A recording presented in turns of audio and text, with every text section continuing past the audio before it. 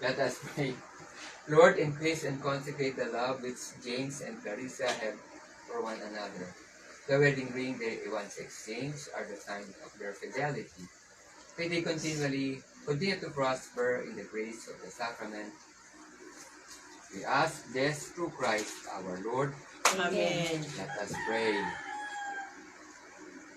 Almighty and eternal God, you have so exalted the unbreakable bond of marriage that it has become the sacramental signs of your Son, who stands in the church and his spouse.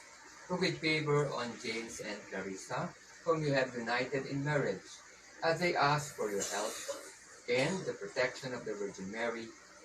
They pray that in good times and in bad, they will grow in love for each other, that they will resolve to be of one heart in the bond of peace.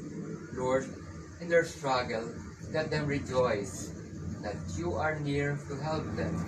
In their needs, let them know that you are there to rescue them. In their joys, let them see that you are the source and reason of every happiness. We ask this through Christ our Lord. Amen. Gathering our prayers and praises into